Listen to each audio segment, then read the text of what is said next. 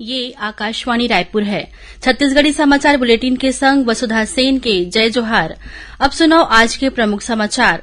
मुख्यमंत्री राजीव गांधी किसान न्याय योजना के तहत किसान मन के पंजीयन के तिथि ला बढ़ा के 10 नवंबर और राज्य में 1 दिसंबर ले समर्थन मूल्य में धान खरीदी शुरू करे के घोषणा करीन।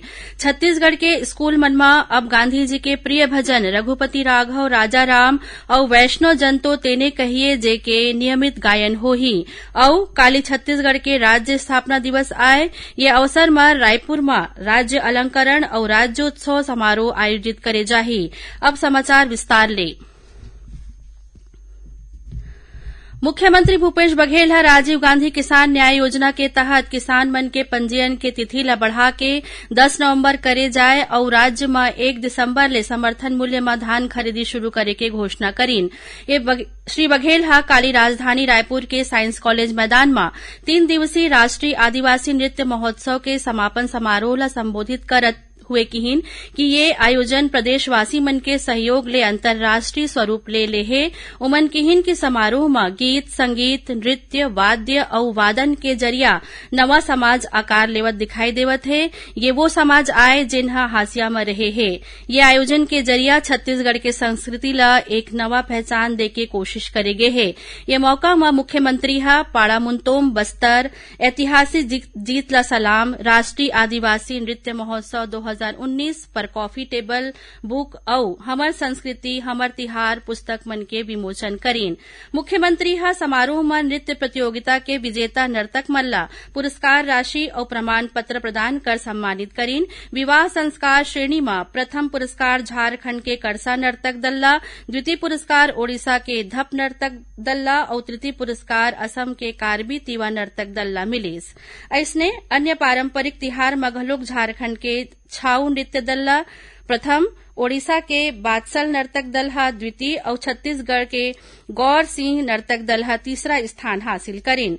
प्रथम द्वितीय और तृतीय पुरस्कार प्राप्त करिया नर्तक दल मन ला 5 लाख, 3 लाख और 2 लाख रुपया के पुरस्कार राशि और प्रमाण पत्र दे के सम्मानित करेगी। छत्तीसगढ़ के स्कूल मन में अब गांधी जी के प्रिय भजन रघुपति राघव राजा राम और वैष्णव जन तो तेने कहिए जे के नियमित गायन होही।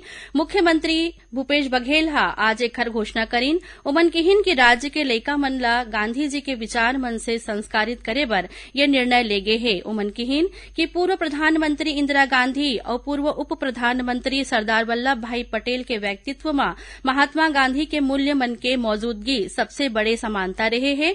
ये दोनों ही विभूति मन के जीवन ला गांधी जी के ही विचार गढ़े रहीस। श्री बघेल किहिन की महात्मा गांधी के विचार मन के माध्यम ले राज्य के लइका मन में सामाजिक एकता और समरसता के भावना ला मजबूत करे जाही।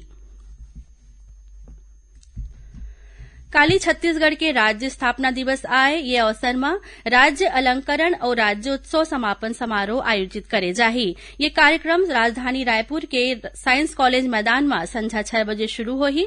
समारोह के मुख्य अतिथि राज्यपाल अनुसुईया उइके होही। मुख्यमंत्री भूपेश बघेल समारोह के अध्यक्षता करही।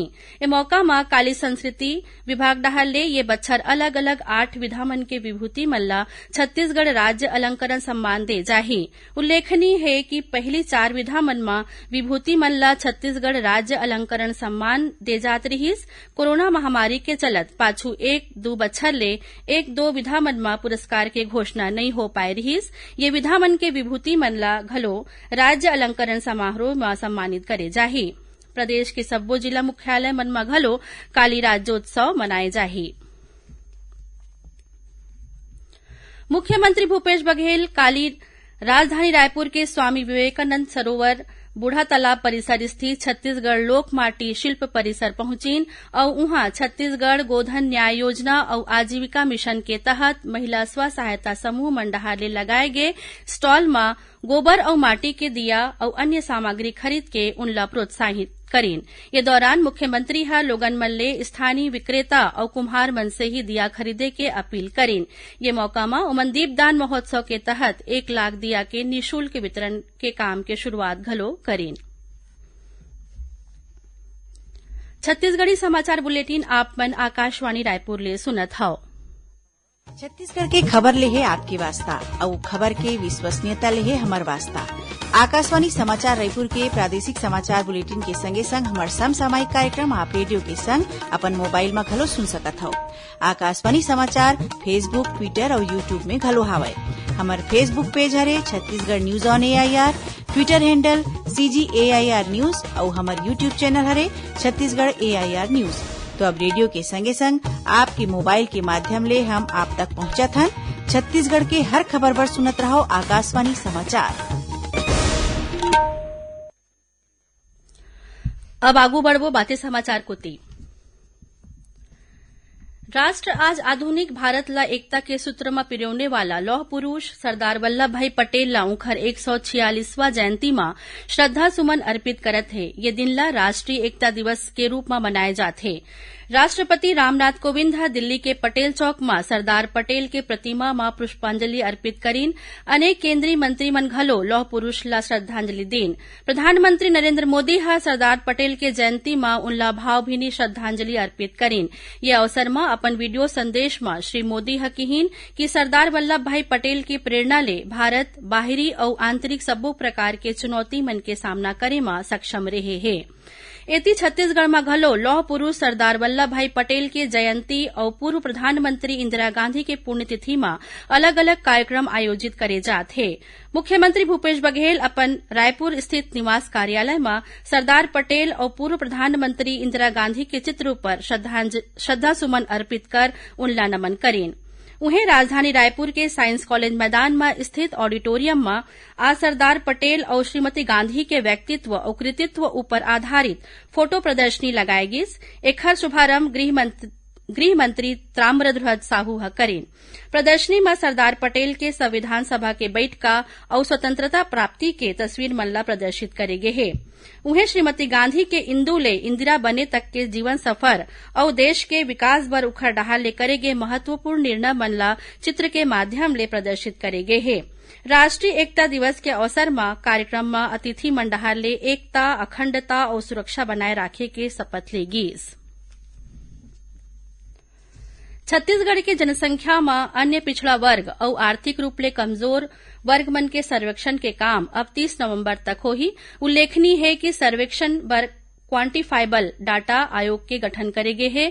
अब तक सर्वेक्षण के काम लगभग 17% हो चुके हैं। आयोग डहार ले संशोधित कार्यक्रम घलो जारी कर दे गे है। एकर अनुसार ऑनलाइन पंजीकरण और डाटा संग्रहण और सत्यापन के काम 30 नवंबर तक निर्धारित करे गए हैं।